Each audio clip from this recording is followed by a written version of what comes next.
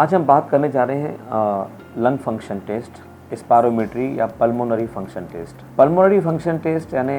हमारे फेफड़े की ताकत के बारे में जनरल भाषा में, मतलब एक सिंपल जांच जिसमें ना तो कोई सुई है ना कोई इंस्ट्रूमेंट है, जस्ट आपको टोटल लंग कैपेसिटी तक हवा भरनी लंग्स में अपने,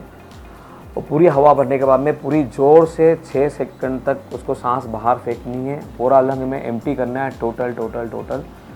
और जो ग्राफ हमारे सामने आएगा वो हम देखते हैं कि उससे हम लोग सीधे देख सकते हैं कि फेफड़े में सिकुड़न तो नहीं है। एक आदमी 3 सेकंड में 80% हवा हमारे लंग में भर लेता है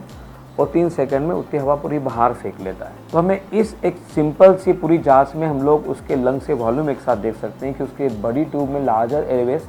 यानी 2 मिलीमीटर बॉडी ट्यूब कैसी है उसकी, नीचे की जो ट्यूब होती है 2 मिलीमीटर छोटी, जिसको बोलते हैं स्मॉल एयरवे बोलते हैं, उनकी क्या पोजीशन है। उसके अलावा लंग्स में कोई सूजन तो नहीं है, क्योंकि जो आदमी अगर ढंग से हवा नहीं भर पाएगा इसका मतलब है उसके लंग में कहीं सूजन सिकुड़न है या कोई चेस्ट डिफॉर्मिटी है। वो हम लोग पहले क्लिनिकल पेशेंट्स की हिस्ट्री लेके पता लगा लेते हैं और इस जांच के बाद में हम पेशेंट्स को एक दवाई देते हैं, साबा शॉर्ट एक्टिंग बीटा 2 एगोनिस्ट यानी साल्बुटेमॉल ड्रग या लीवोसाल्बुटेमॉल, उसे नेबुलाइज फॉर्म में देते हैं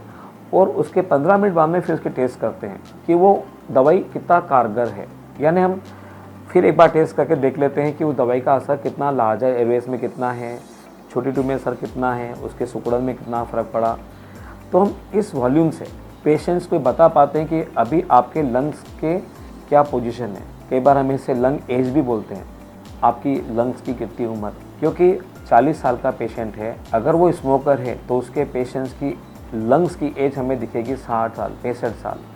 यानी हम ये प्रेडिक्ट कर सकते हैं कि इसके लंग काफ़ी बूढ़े हो चुके हैं उसके स्मोकिंग के द्वारा। तो ये पल्मोनरी फंक्शन टेस्ट से हम लोग ये बता पाते हैं कि उसकी लंग एज कितनी है और ये बता पाते हैं कि लंग्स में उसमें एयरवे में रिवर्सिबिलिटी है तो वो ब्रोंकल अस्थमा है, ब्रोंकाइटिस है, या लंग में सूजन अगर किसी पेशेंट्स को तो दूसरी बीमारियाँ जैसे इंटरस्टिशियल लंग डिसीज़ या और कोई प्रॉब्लम तो नहीं है। तो एक सिंपल जांच से पल्मोनरी फंक्शन टेस्ट है, हम लोग बहुत सी इन्फॉर्मेशन ले सकते हैं, खास करके उसका अस्थमा कितनी दवाइयाँ काम करेगी, किस अवस्था में पेशेंट्स हैं,